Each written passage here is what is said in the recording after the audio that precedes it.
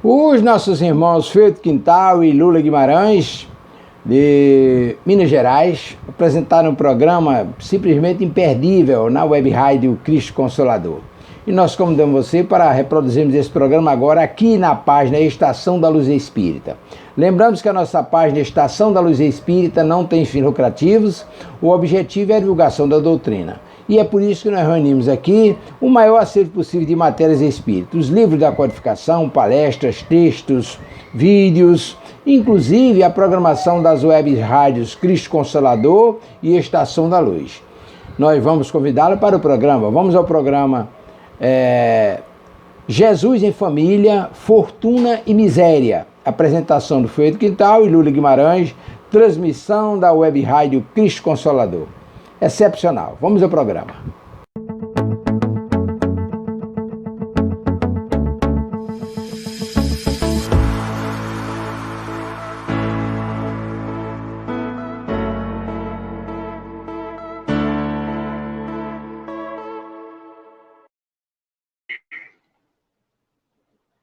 Muito boa tarde aos nossos amigos, companheiros de Ideal Espírita.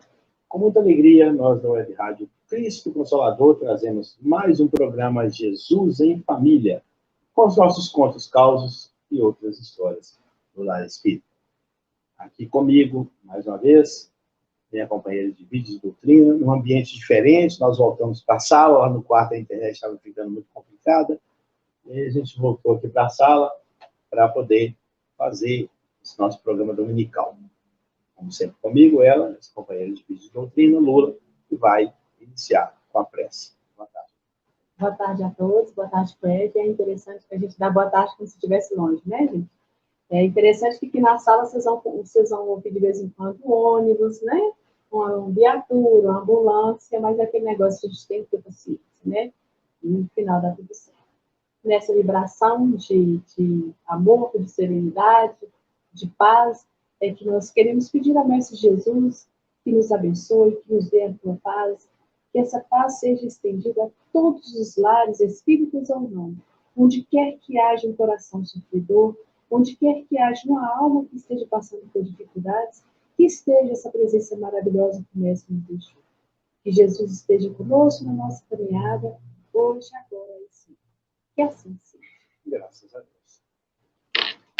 Pois bem, muitas vezes, quando nós estamos andando aí pela rua, né, pela cidade, nós moramos em grandes cidades, nós vamos passando daqueles carrões, né, cheios de coisa tecnológica, às vezes vemos aquelas casas bonitas, e vê esses carros novinhos em folha, né?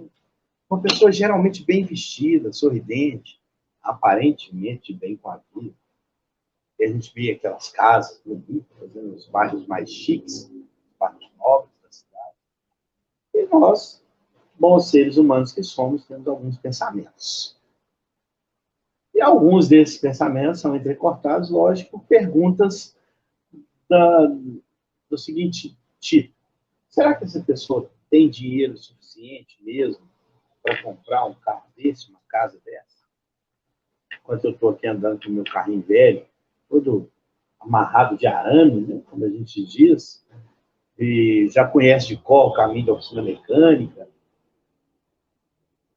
Ou então, quando a gente olha aquelas imagens da TV, geralmente imagens de programas promocionais, com aqueles verdadeiros paraísos na Terra, né? Lugares paradisíacos, tanto do mar, quanto uma cachoeira, ou até mesmo da neve, né? Lula, que é apaixonado por neve, doido para conhecer.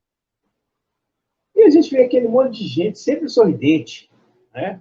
Parece que tem 50 dentes na boca, com copos de bebidas variadas, comida farta, corpos perfeitos.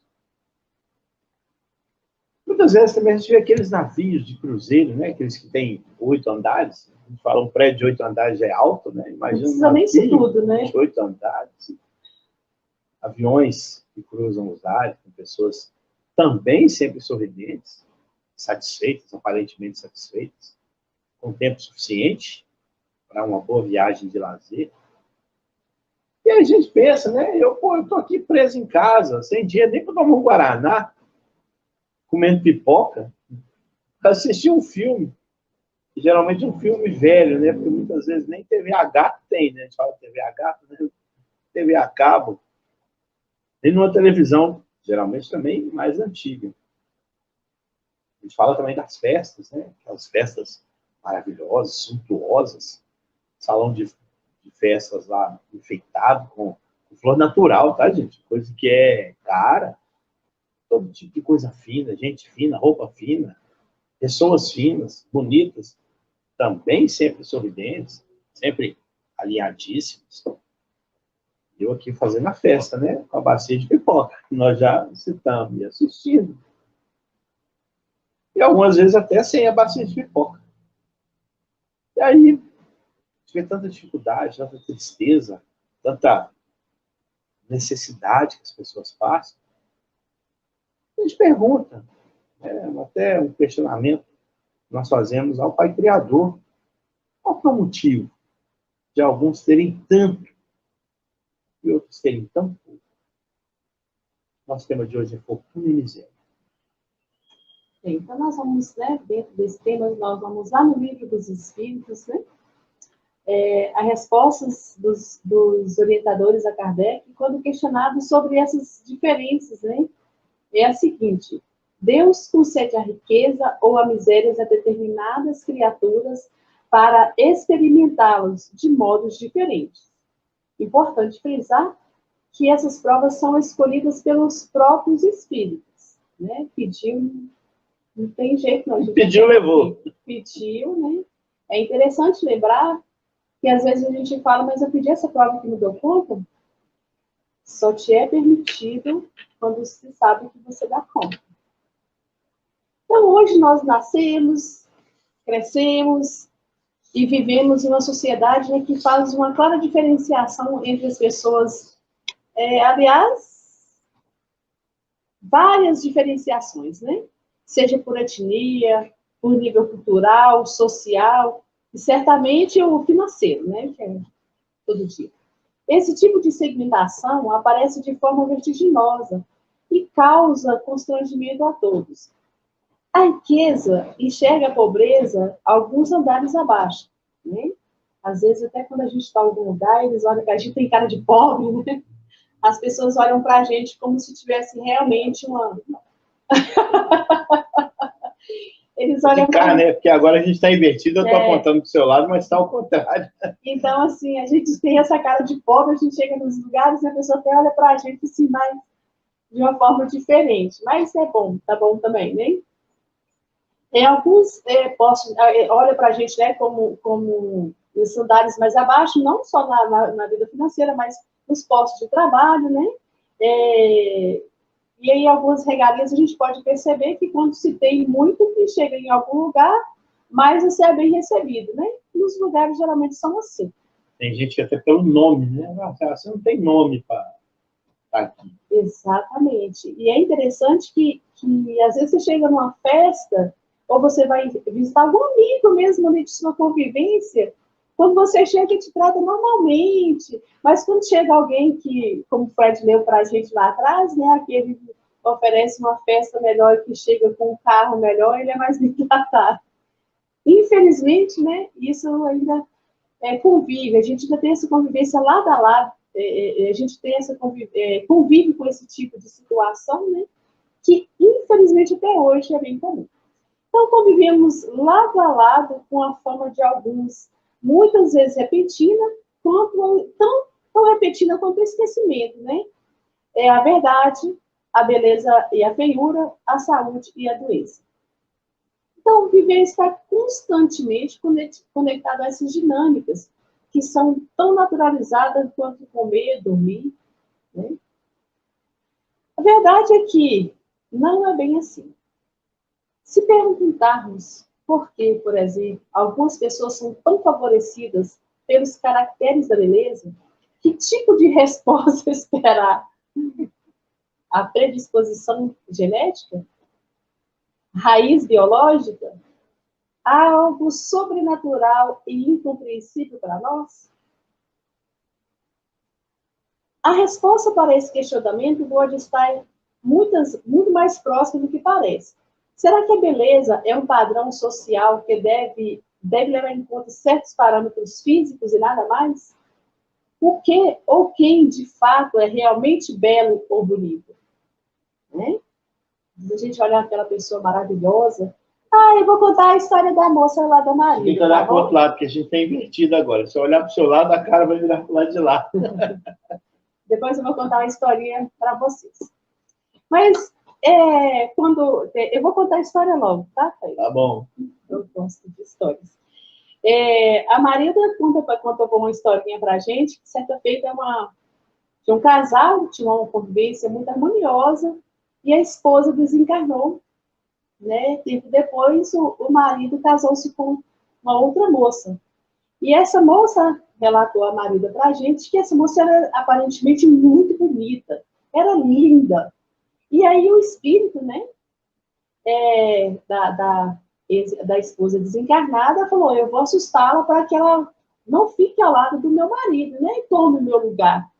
E aí essa esposa ficou na espreita para que à noite ela fosse assustar, né, a atual esposa. E aí, a Marida relatou nessa história para a gente, que quando chegou a noite, que o espírito da esposa, da atual esposa, adormeceu, que era uma coisa monstruosa, era um ser monstruoso, ou seja, tinha aquela aparência física, mas, né, por dentro, vamos dizer assim, aquela beleza interior não existia. É mais ou menos por aí, né? Isso, Fred?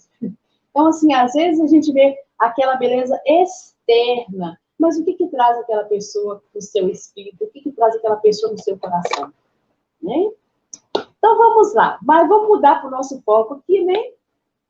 E vamos dar o foco do dia que, segundo nos dizem os espíritos, tanto a prova da desgraça quanto a prova da riqueza são difíceis testes para o homem. Pois enquanto a miséria pode provocar a revolta, com a providência divina, a riqueza incita aos excessos. Né?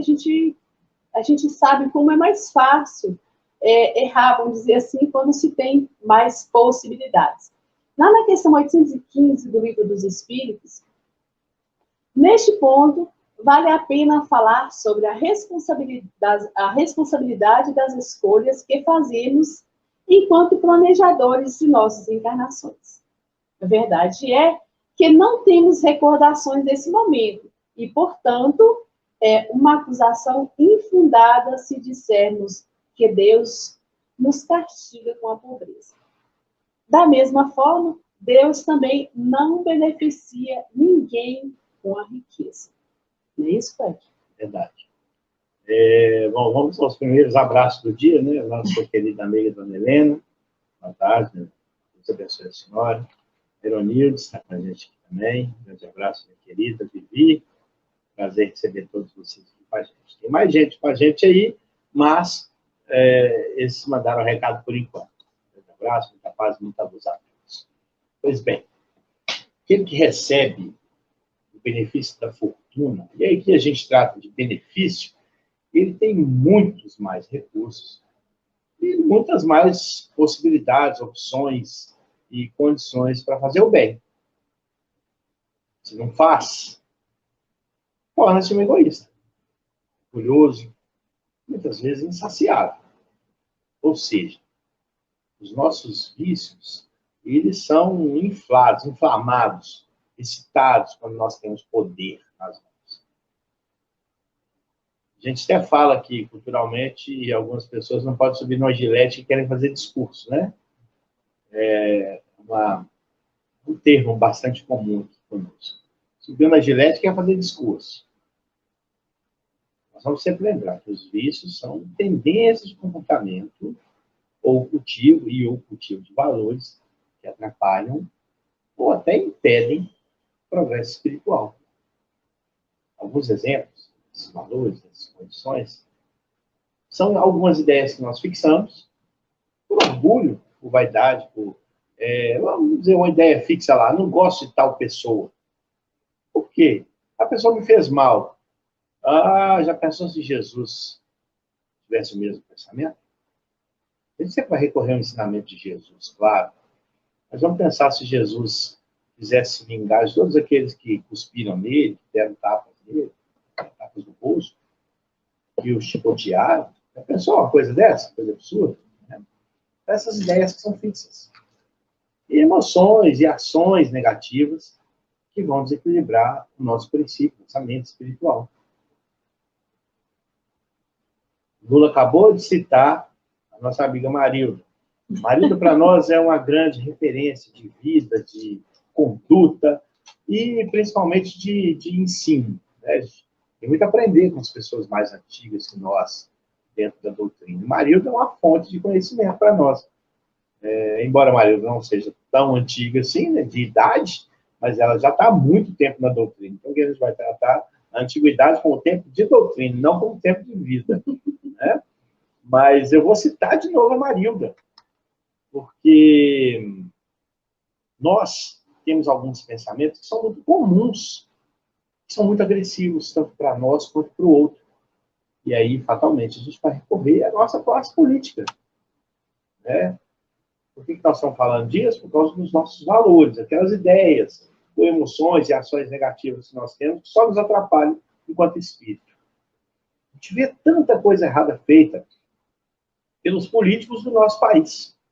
E Marilda, sempre que ela conta essa história, ela faz a seguinte pergunta: se fosse você, será que você também não faria?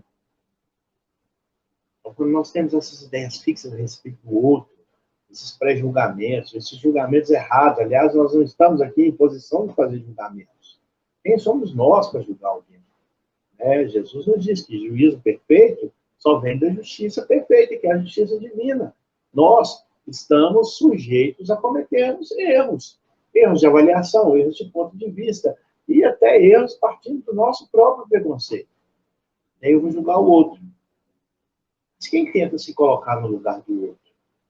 E aí Marilda fala, se fôssemos nós os políticos, será que nós não faríamos a mesma coisa que eles fazem?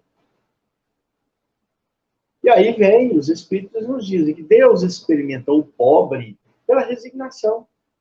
Ser pobre não é tão ruim assim. Não espiritualmente falando, né? Porque materialmente falando, ser pobre é terrível. Passar necessidade, ter vontade de sair, de comer alguma coisa, não ter dinheiro para comer, como a gente vê, muito assim, muito comumente. Daqui a pouco tem um dado do IBGE que a gente vai trazer aqui, que é uma coisa absurda, assombrosa. Não ter dinheiro é muito ruim, mas é uma experimentação que Deus coloca no nosso caminho, é nosso próprio pedido. E da mesma forma que Deus experimenta, aliás, Deus dá a oportunidade de se experimentar pela falta, pela carência, pelo sofrimento, através do princípio da resignação, Deus experimenta o rico pelo emprego que ele dá ao que ele recebe de benefício, e da forma com que ele utiliza o seu poder. E a gente fica pensando, poxa, deve ser muito mais fácil ser rico do que ser pobre. Materialmente falando, sim, eu tenho dinheiro, eu compro o que eu quiser, o que eu precisar. Que nem é tão assim também, porque tem o velho ditado, o velho provérbio dos antigos orientais, que diz que o homem perde a vida para ganhar dinheiro, né? Perde a saúde para ganhar dinheiro, e depois perde o dinheiro para comprar a saúde, quando ele é mais velho. Mais novo, ele perde a saúde para ganhar dinheiro. Mais velho, ele perde o dinheiro para ganhar a saúde. Então, assim, também não é. Mas que tipo de uso que se faz desse benefício, do bem financeiro, do bem do poderio financeiro que se recebe? Essa é a experiência ou a experimentação, né, que Deus faz com aquele a quem ele concede, não só o poder financeiro, mas também outros tipos de poder. Conforme nós já dissemos, a riqueza vai facultar muitas facilidades para as pessoas. Facilidade de deslocamento, de moradia, de alimentação, de vestuário, facilidade de ter uma hora de lazer. Aí o cara, poxa, Fred, como é que o cara rico pode se deslocar mais facilmente? Simples, ele compra um helicóptero e não pega o trânsito. Ele pode viajar para a França. Pode viajar para a França. Em qualquer momento. Conhecer a neve a qualquer momento. E a nossa pobreza, infelizmente, ainda não nos permitiu. Graças a Deus, se não permitir também, é porque não está na hora, e isso chama-se resignação. Agora, da mesma facilidade que a riqueza proporciona, né? Em forma de facilidade, não, perdão, a mesma coisa que a riqueza proporciona em forma de facilidade, a ausência da riqueza, ou a pobreza, ela faculta de dificuldades, com deslocamento, por exemplo, porque todo mundo sabe o esforço que é pegar um ônibus cheio todos os dias. E aí um ônibus cheio, na última sexta-feira ou quinta-feira, aqui em Belo Horizonte, capotou numa grande avenida, capotou não, ele virou de lado, uma grande avenida aqui de Belo Horizonte. Além da dificuldade, está num ônibus com 90 pessoas, que cabia 45, o cara ainda tem que sair pela área de segurança, pela janela de segurança do ônibus, que o ônibus virou com ele lá dentro. E não só de deslocamento, as mesmas outras que são facilidades com riqueza, moradia. O cara vê uma pessoa morando num casarão e ele mora ali. Tem gente que nem tem onde morar. Alimentação, a pessoa que tem dinheiro come bem, se alimenta de maneira adequada, saudável. O pobre come o que tiver para comer. As roupas que ele usa são as roupas que ele tem condição de usar. E o lazer, né, do pobre ou do menos favorecido, muitas vezes não é nem o que nós já falamos aqui no começo, que é assistir um filme velho com uma bacia de pipoca. Muitas vezes nem isso é permitido. A pessoa que padece ou que sofre, né, a falta do poder material. Então, essas dificuldades são na mesma área. As mesmas facilidades que uma resulta, ela resulta em dificuldades na mesma área, do lado contrário, da outra ponta da corda. Os espíritos nos orientam, que a riqueza e o poder possibilitam algumas facilidades que excitam, a gente fala da excitação dos vícios, né? Excitam esse apego à matéria, aos prazeres. Isso afasta o homem da perfeição espiritual. Ou pelo menos do adiantamento espiritual. Bom, a coisa fica um pouquinho menos pior, né? Porque entre os extremos de riqueza e pobreza, o homem passa por alguns estágios intermediários, que nós chamamos aqui de um estágio remediado. A gente fala, fulano é pobre ou rico? Não, ele é remediado. Como se ter condições de sustentar fosse um remédio para muitos males. Mas né? Porque não é nem muito pobre, nem rico. Remediado. Né? É remediado. Porém, esse estágio remediado também tem que ser utilizado no melhoramento espiritual. Agora, eu vou pedir para que vocês guardem esse termo remediado, porque daqui a pouco a gente vai voltar nele, tá? Então, o amigo que está nos ouvindo, que está nos vendo, vai perguntar. Né? Aliás, Kardec já perguntou aos orientadores, já fez essa pergunta aos orientadores, e a pergunta 816 do Livro dos Espíritos. Estando o rico sujeito a maiores tentações, também não dispõe, por outro lado, de mais meios de fazer o bem. Nós já até falamos sobre isso, mas é justamente o que nem sempre faz, conforme os Espíritos respondem. O homem torna-se egoísta, orgulhoso e insaciável. Com a riqueza, suas necessidades aumentam. Ele nunca julga possuir o bastante para si unicamente. A alta posição do homem neste mundo e o ter autoridade sobre o seu semelhante são as provas, aliás, são provas tão grandes e tão escorregadias como a desgraça. Porque quanto mais rico e poderoso ele é, tanto mais obrigações tem que cumprir e tanto mais abundantes são os meios que dispõe para fazer o bem ou o mal. Então, mais recursos tem para fazer bem, para fazer o mal, para não fazer nada, se tornar orgulhoso. Mas nós já dissemos que a riqueza e o poder fazem que todas as paixões nos tornem reféns da matéria. A excitação dos nossos vícios nos tornam reféns da matéria.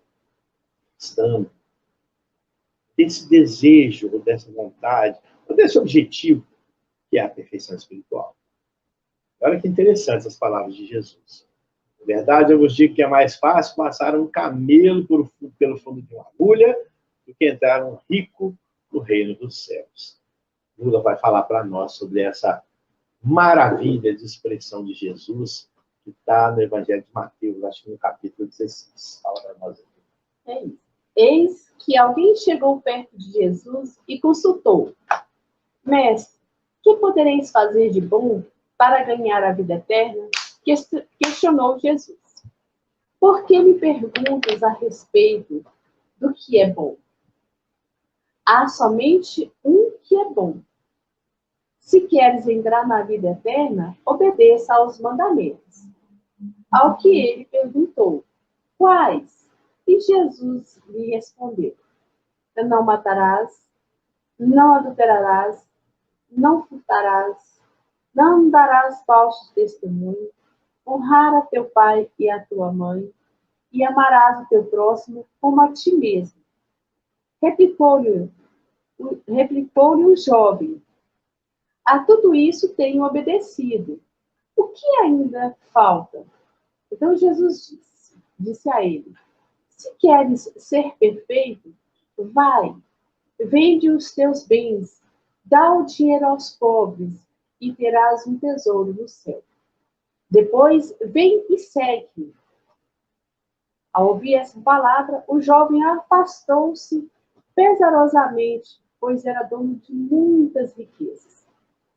No Evangelho de Mateus, no capítulo 9, nos versículos 16 e 22. Lula, deixa eu só fazer a parte aqui, né? Hoje eu estou chique, hoje eu estou fazendo uma parte. A parte é um nome bem educado para enfiar o dedo no assunto dos outros. Mas vejam bem, Lula vai explicar muito bem como é que funciona essa passagem do camelo, né? Literalmente, essa passagem do camelo pelo buraco da agulha. Mas nós vamos tentar compreender de uma maneira mais espiritualizada a questão do vende os teus bens e dá o dinheiro aos pobres, para que tenha um tesouro nos céus, tá? Jesus usa tudo no plural e nós entendemos como tudo na integralidade. A gente vai perceber que não é bem por aí, tá bom? Isso mesmo. Valeu, bem. Foi depois disso que Jesus usou a frase, né, do camelo, como vai estar explicando. Mas é importante quando falamos de algumas passagens que contemos a história a ela relacionada.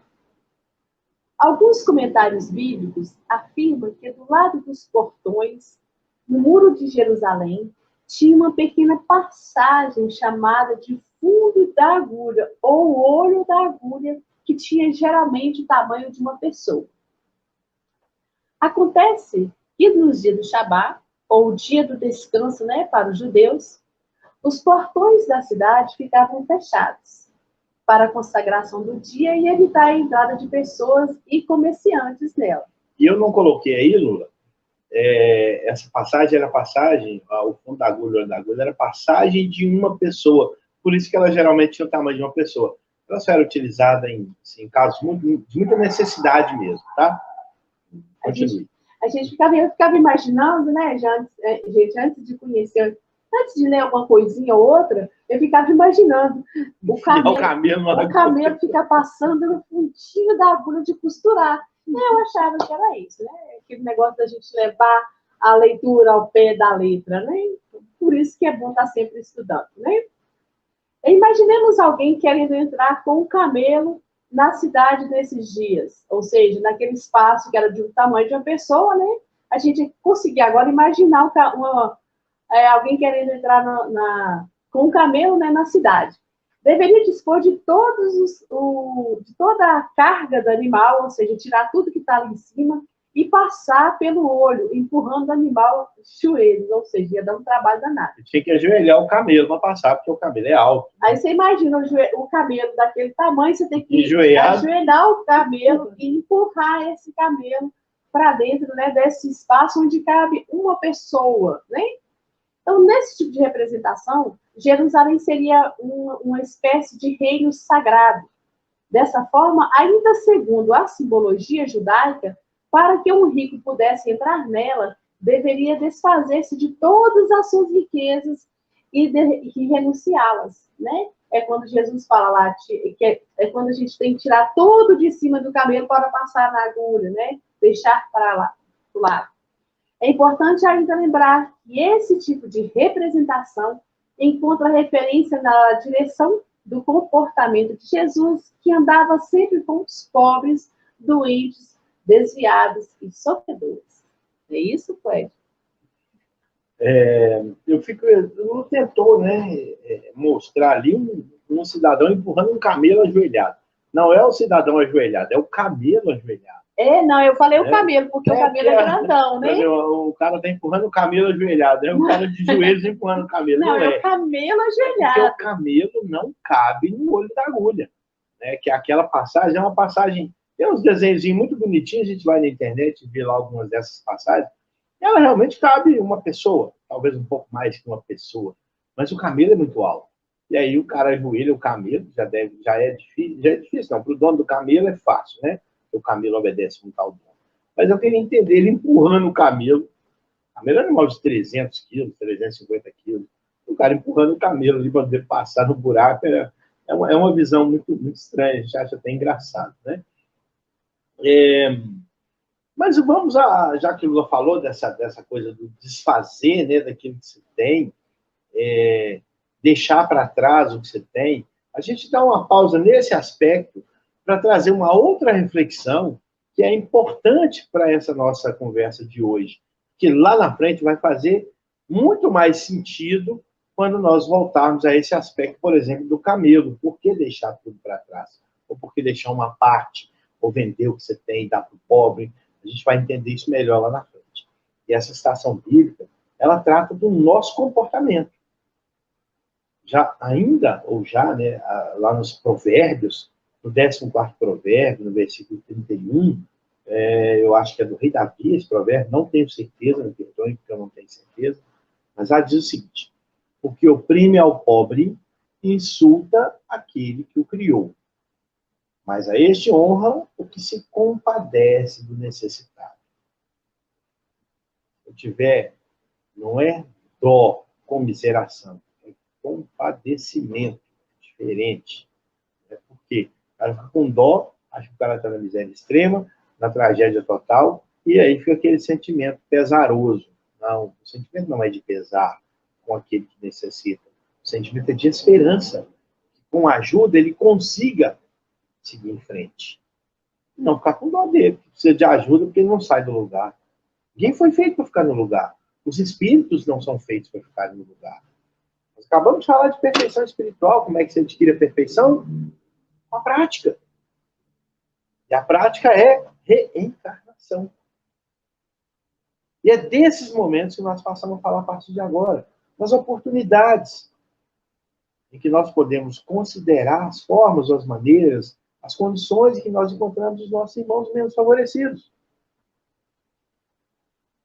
Nesta encarnação, por exemplo, o nosso amigo Divaldo Franco conta histórias da trajetória dele, né, do trabalho, da assistência dele, a essas pessoas menos favorecidas, que são verdadeiros exemplos. Um dia, numa das histórias que ele conta, está inclusive no filme Divaldo Mensageiro da Paz, o cara joga um penico nele, penico sujo, sabe, coisa, você chega até a arrepiar, né, pensar que o cara joga excrementos no outro, está dando alimento para ele. Mas aí a gente vai entender a questão dos espíritos que estão sempre presentes com a pessoa, que não são tão evoluídos, ou que são espíritos batedores, zombeteiros, e que estão ali só para bagunçar mesmo. A gente vai entender que se aproxima um espírito desse na hora, daquele cidadão, e ele faz esse comentário. O Divaldo era a pessoa que estava ali ajudando ele. Mas é insuficiente, diante desses relatos do Divaldo, principalmente, é insuficiente para nós podemos acreditar que enxergar a pessoa necessitada sem tentar compreender o motivo que levaram ela a estar naquela situação, nós não conseguimos, de fato, compreender o todo. Por exemplo, nesse caso do Divaldo que eu acabei de contar, por que o cara jogou o pinico sujo nele, cheio nele? Ele está em estado obsidiado. Ele não é só um necessitado, não é só um pobre que passa por necessidade. Ele é uma pessoa que sofre a influência de um outro espírito. E não só nesse aspecto. Outros aspectos, como, por exemplo, o empobrecimento. Nessa época de pandemia, por exemplo, nós temos muitos irmãos que desceram a sua condição social. Alguns estudos indicaram aí, são aquelas informações que eu falei de fazer, em 2019, antes da pandemia, claro, A proporção de pessoas que estavam abaixo da linha de pobreza era em torno de 10,97, quase 11% da população. Representa mais de 23 milhões de pessoas em pobreza no nosso país, só no Brasil. Tá? Em setembro de 2020, o percentual diminuiu significativamente. Quase 10 milhões de pessoas. Mas isso porque o governo pagava um auxílio.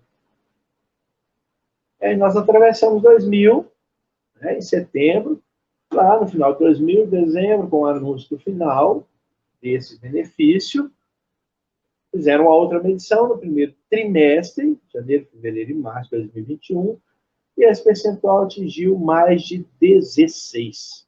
Ou seja, quase 34,5%. 34 milhões e 500 mil pessoas estavam abaixo da linha da pobreza. E nós vimos aqui apenas a questão financeira. Sempre lembrando, gente, a linha da pobreza parece que é as pessoas que recebem o grupo, a renda per capita da família parece abaixo de R$150 por mês, tá? Por pessoa na família. Vou confirmar isso. Tem muito mais além da questão financeira. Nós temos que ver um todo para compreender a situação do irmão. Alguns dos desastres que nós vimos acontecer, desastres naturais, claro, umas chuvas, né? Que assolaram o nosso país aí nas últimas semanas. Nós estamos reclamando da chuva, gente? Não. Chover precisa, a terra precisa de água. Senão não brota. Precisamos de água, a gente resseca, morre de sede, desidratado.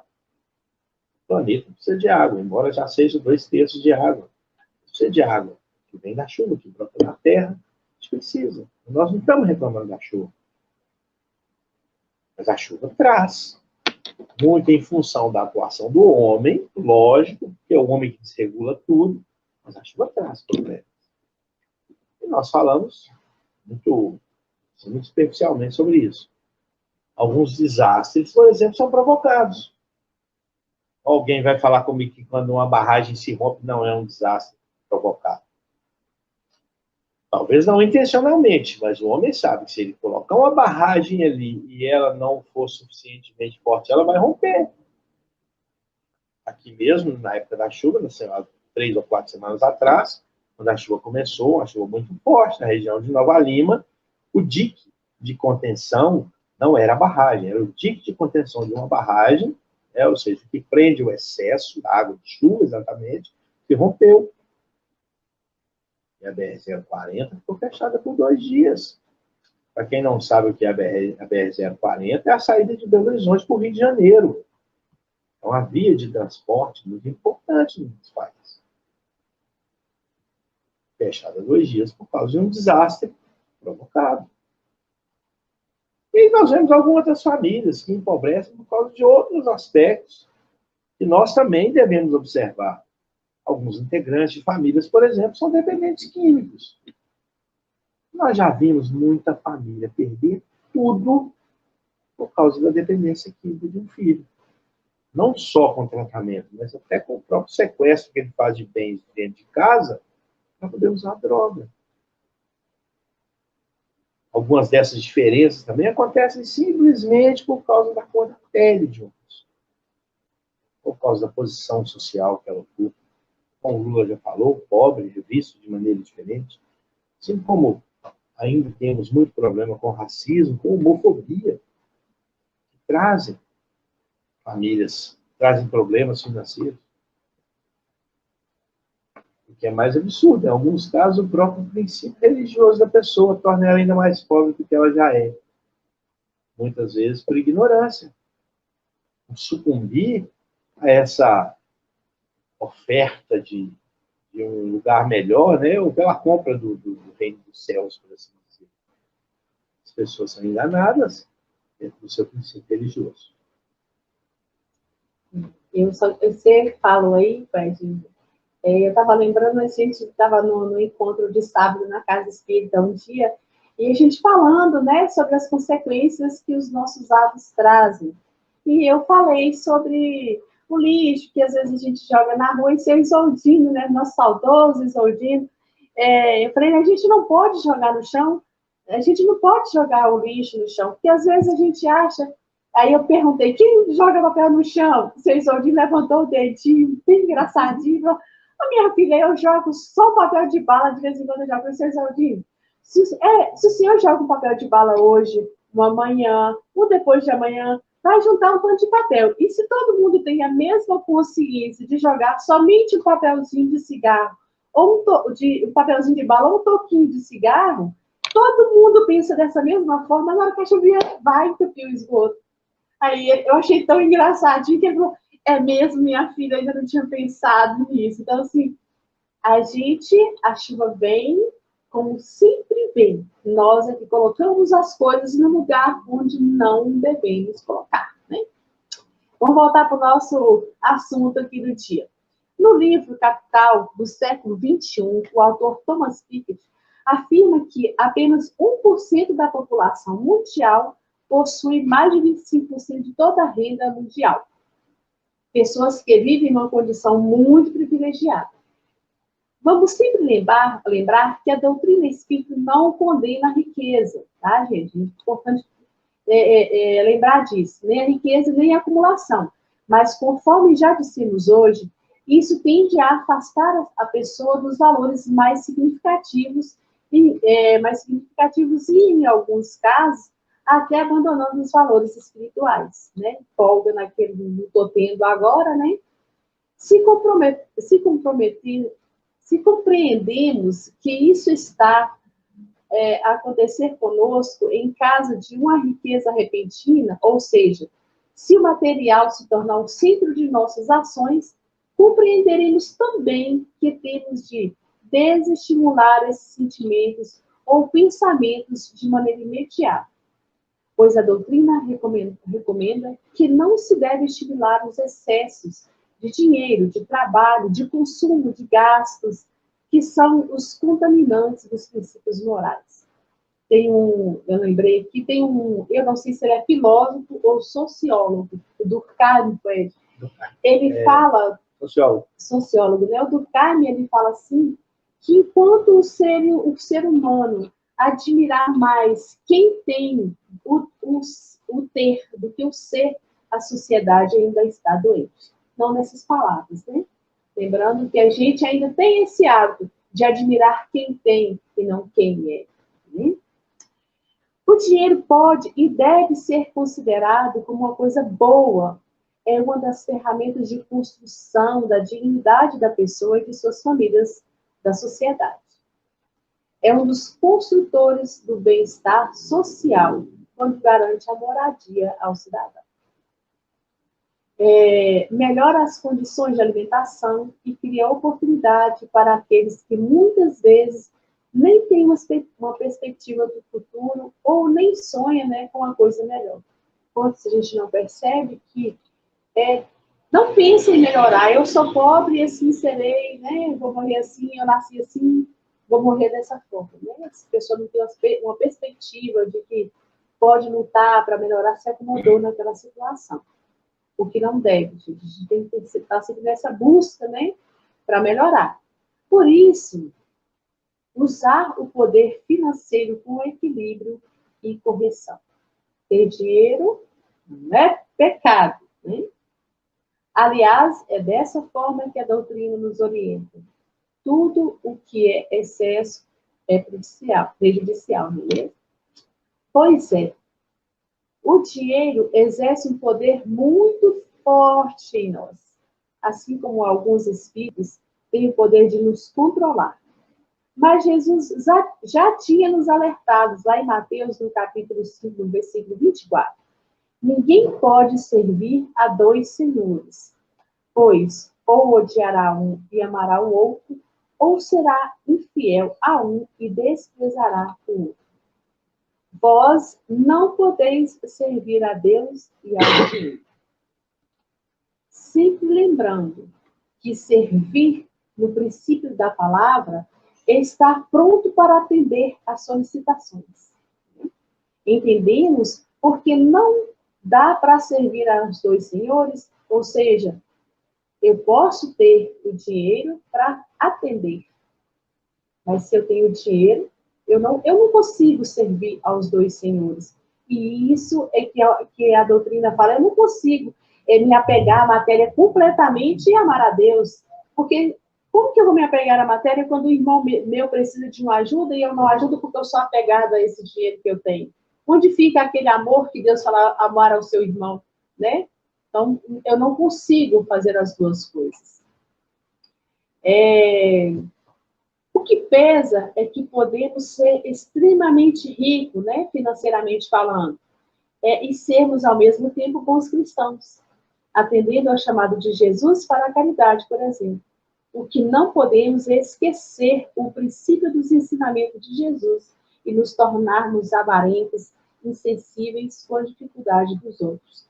Nós sabemos que tem muita gente que tem muito dinheiro e que tem lá seus projetos, que a gente também acha que só a pessoa que tem muito dinheiro é avarenta. Então, você é muito pobre, muito sem dinheiro, né? Porque é muito sem dinheiro, pobre financeiramente falando, que é avarento. Né? E nós temos muito ricos financeiramente falando, que são pessoas que servem, que têm projeto social, né? que ajudam o próximo, vamos dizer assim. Então, a gente não pode falar que todo rico, vamos dizer, né, vai para o inferno e todo pobre vai para o céu. As coisas não são bem assim. Né? E lembrando, né, essas aspas aí, ir para o céu, né, gente? Não é, Fred? Pode te lembrar que você está olhando para o lado errado. Você tem que olhar para o lado de lá para olhar para cá. Ah, é assim? Tipo assim? É porque nós estamos com a câmera invertida hoje. Então, ela olha para o meu lado e a cara dela vira para o lado de lá. Eu e tecnologia somos assim, sabe? Mas não foi de propósito que eu coloquei a câmera invertida, não. Lá no quarto a gente sentava em posições inversas. E aí é coisa da ótica, da câmera. Eu não sei explicar, não. E aí hoje, na hora que ela começou a conversar comigo, eu olho para ela, mas eu estou olhando para o outro lado da câmera. Então eu tenho que olhar para a parede e olhar para ela, que está do meu lado aqui. Mas vamos seguir. Nós estamos aproximando do final dessa pequena jornada de hoje. Nós já podemos dizer que pelo menos aprendemos que uma quantidade de pessoas, e aí nós falamos de 1% da população do planeta, vive em condições que nós podemos considerar que são altamente privilegiadas. Que elas usufruem do bom e do melhor. 1/4 da riqueza do país está na mão de pouquíssimas pessoas. Aliás, eu queria corrigir a informação que eu dei agora há pouco. A linha da pobreza do nosso país, ela trata da equivalência de R$450, coisa de $5,5 por dia, R$450 por mês. As pessoas que têm uma renda per capita familiar menor que R$450 por mês, elas estão abaixo da linha da pobreza. Tá? Só para deixar bem esclarecida essa situação. Tá bom? É porque você tinha falado de 150, né? 150 não, são 450. As Nações Unidas vão estimar que a população brasileira, a população mundial, no ano de 2100, vai chegar até 11 bilhões, quase 11 bilhões e meio de pessoas. Mas hoje, em 2021, nós temos quase 8 bilhões de pessoas no planeta. Nós pegarmos, entendemos que a riqueza está concentrada aí na mão de 1%, né? Essas pessoas, talvez alguma coisa em torno de 80 milhões de pessoas no planeta inteiro. Você fala, pô, 80 milhões é muita gente, né? No planeta, não. São quase 8 bilhões de pessoas. 80 milhões é um percentual muito pequeno de pessoas que vivem nessa condição aí da opulência, né? Que a gente fala que é uma condição altamente privilegiada. E elas usufruem que existe de bom e de melhor. Nós também vamos entender que outros vivem nas condições muito precárias, passando falta de tudo que é básico. Seja para sobrevivência, seja para o princípio da dignidade humana, passam essas pessoas pelas mais variadas provações. Mas não é pela providência divina, não é questão de sorte, né?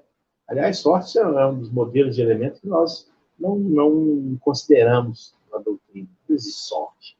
Existe coincidência.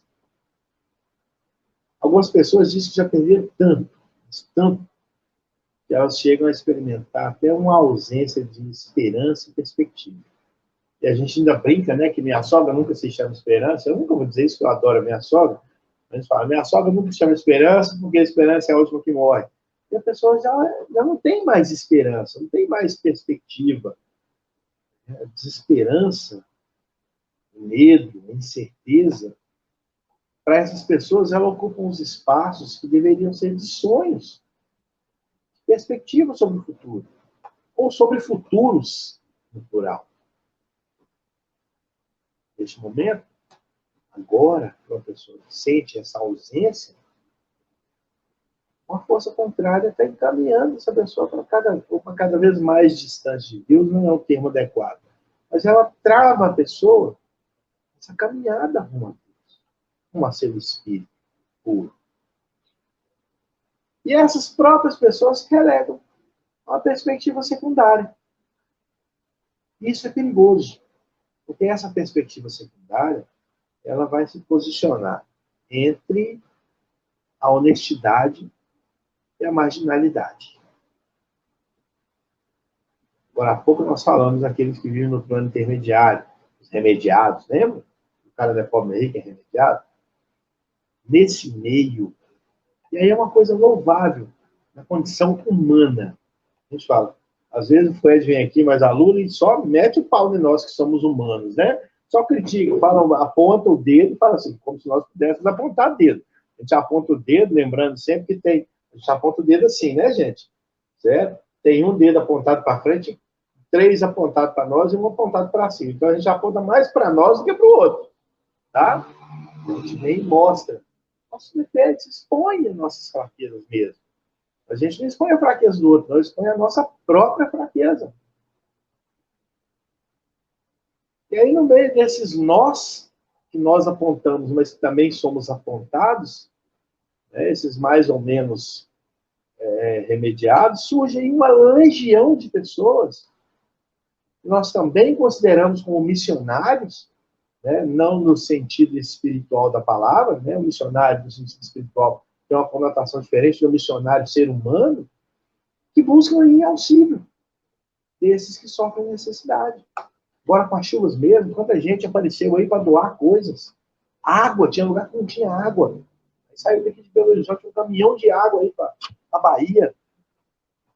Daí a pouco tinha gente lá da Bahia mandando água de volta, porque aqui aconteceu a mesma coisa.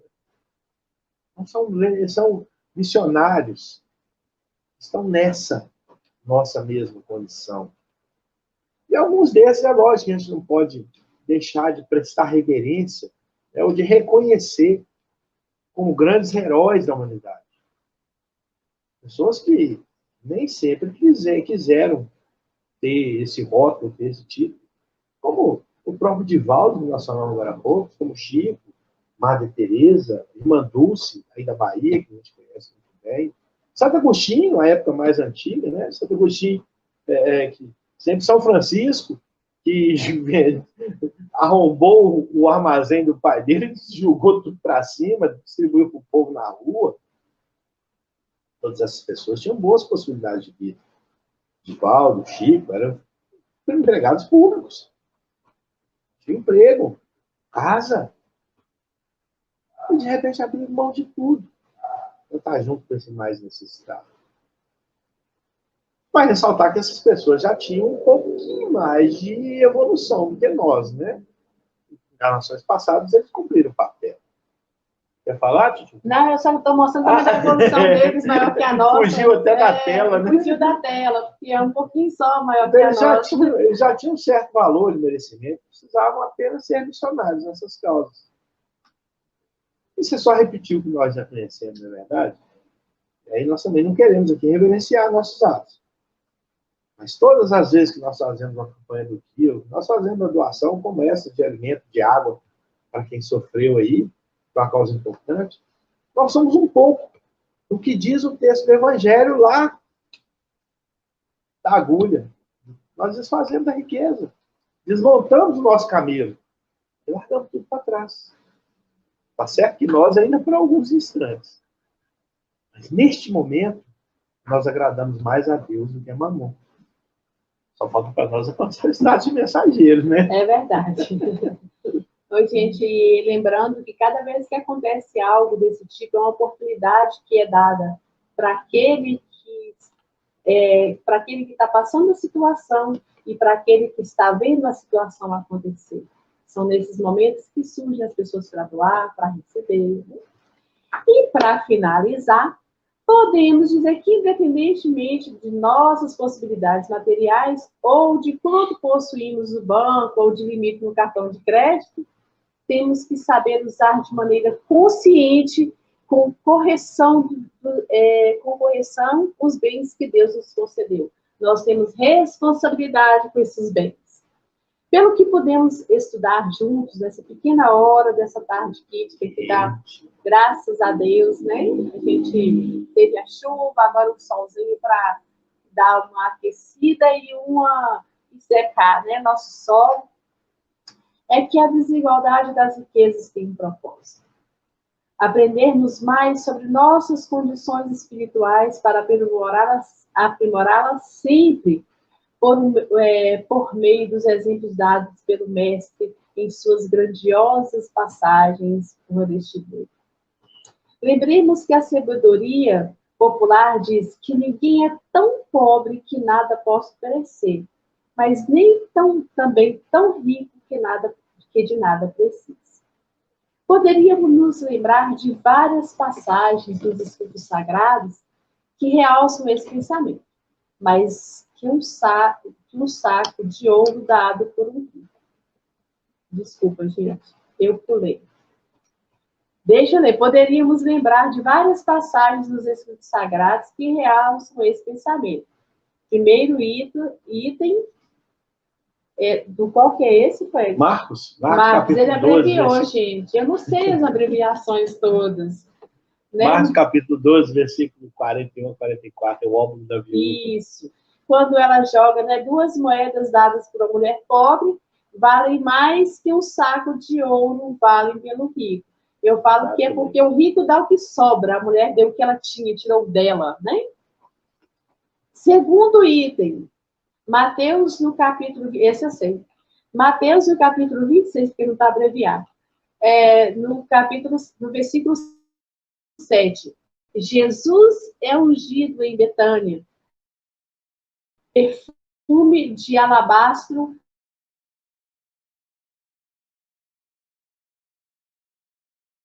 Nossa internet caiu. Caiu? Voltou? Não. Voltou. Tá. Terceiro item. Maria Madalena citada.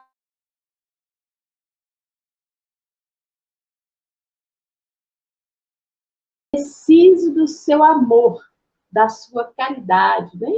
Sabemos que Maria Madalena era uma mulher muito rica. E o quarto item, para que possamos refletir, a taxa de atentado contra a própria vida é maior em sociedades mais desenvolvidas e ricas. E para finalizar, mesmo, né? De verdade, de novo, para adorar, queremos pedir aos irmãos que estiveram aqui conosco e que verão o programa depois, o que é ser realmente rico? Estivemos muito tempo confundindo a riqueza material com a felicidade? O que eu posso fazer para tornar a vida do meu irmão que padece sofrimentos dos mais variados usando o pouco que tem? Perguntas que, se buscarmos dentro de nós, acharemos as respostas. Basta estarmos movidos pelos sentimentos cristãos mais importantes, amar ao próximo como a ti mesmo. Só para informação pessoal, parece que deu uma falhada mesmo na hora que você estava falando do terceiro item. Maria Madalena foi citada na obra do padre Marcelo Rossi, e quando ela se aproxima de Jesus, segundo o padre fala, ela diz: preciso do seu amor, da sua caridade, né? E aí voltou na hora que você estava falando, sabemos que Maria Madalena era uma mulher muito rica, e era mesmo. Então, não tem quem é tão rico que não possa precisar de algo. Pois bem, meus amigos, a gente está chegando ao final, infelizmente. Outra vez. E, como sempre, na correria de final, a gente anuncia que daqui a pouquinho, às 5 horas, está chegando a nossa querida Zezé Franco, o programa Histórias de Jesus. do livro Quando Voltar a Primavera, por Amélia Rodrigues e Divaldo Franco. O tema dela de hoje é o Reino Diferente. Na sequência da Zezé, vem o programa Refletindo com Jesus, e o tema é Parentela Corporal e Parentela Espiritual, a apresentação da nossa amiga sorridente Luísa Santiago, lá do Rio de Janeiro. Na sequência, a nossa querida Ângela Coutinho vem revirando o baú de Chico Xavier. Nós temos conversa ao trabalho, aviso oportuno, as aparências enganam e a sábia resposta. A gente vai deixando aqui um grande abraço, muita paz e muita luz para todos, e Lula vai encerrar com a nossa prece. Com alegria nos nossos corações, queremos agradecer ao Mestre Jesus, à espiritualidade amiga, por essa tarde estarmos conosco. E também agradecer a oportunidade de falarmos um pouco do Evangelho do Cristo. Que possamos sempre estar nessa busca para aprendermos e vivermos no Evangelho do nosso Mestre Jesus. Que assim seja. Graças a Deus. Semana que vem a gente está de volta. Um grande beijo e a gente se encontra lá.